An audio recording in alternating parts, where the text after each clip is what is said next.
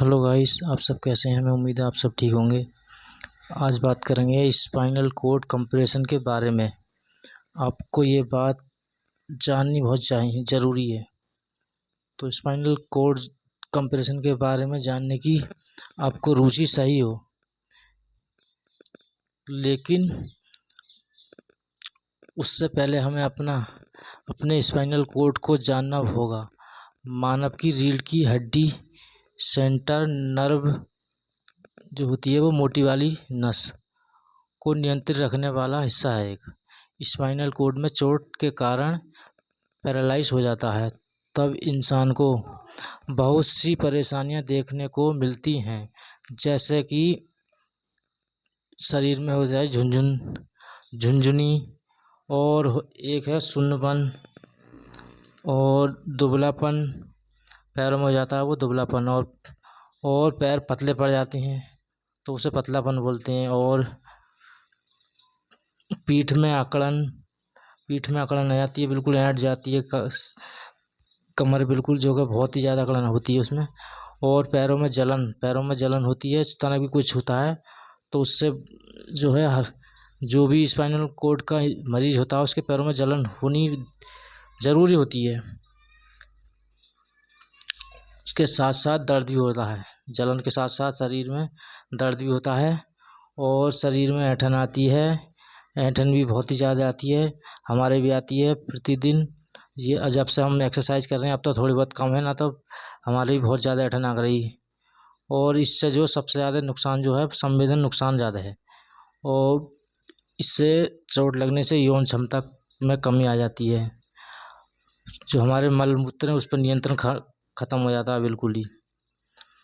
और एक या दोनों पैरों में दर्द होना, अधिक कमजोरी होना, जिससे कि इंसान उठकर बैठ भी नहीं सकता। मतलब ऐसा मान लो एक तरफा से उससे बैठना भी बहुत मुश्किल पड़ जाता है। और हमारे सिर से होती हुई जो गर्दन की जो सभी नसें हैं, उन नसों में एक समूह होता है जो दिमाग का संदेश शरीर के अंदर अन्य अंगों तक पहुंचाता है। ऐसे में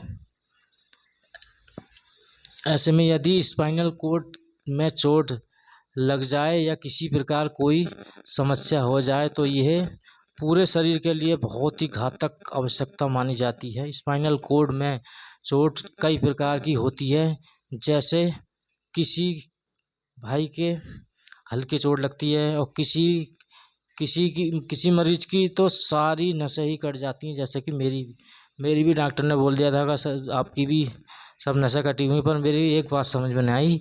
अगर जैसे डॉक्टर साहब ने बोल दिया था कि नसें सब कट जाती हैं, तो मैं इन नसें कटने के बाद तो भाई इंसान जिंदा रहेगा नहीं। तो मेरी भी बात समझ में नहीं आई, और भी सब कह रहे कि यार नस कट गई तो जी तो बताओ कि जिंदा कैसे है।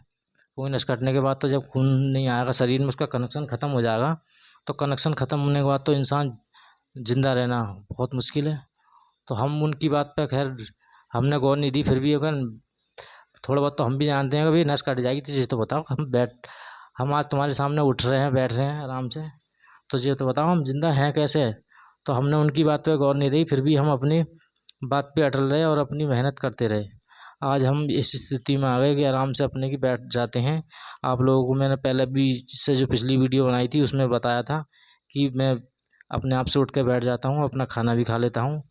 तो ये सब जो जितनी भी जो मेरे शरीर में एक्टिविटी आई है, सब ये एक्सरसाइज के थ्रू ही आई है। ऐसा नहीं है कि साहब कि मैंने किसी ने मेरे ऊपर दवाई मार दी हो, पड़ गया या कुछ कर दिया हो। मैंने भी अपनी एक्सरसाइज से ही बहुत ज़्यादा मुझे लाभ हुआ है।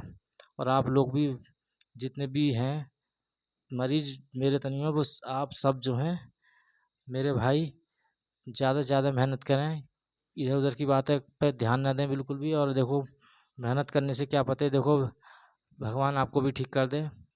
और देखो जैसे मैं तो ये चाहता हूँ भाई, जैसे मेरे दुनिया जितने मेरे भाई हैं हर कोई ठीक हो जाए। हर एक इंसान अपने जीवन से जूझ रहा है, बहुत बुरी परेशानी होती है, वो तो जो जिस पे बीतती है उसी पता होता है।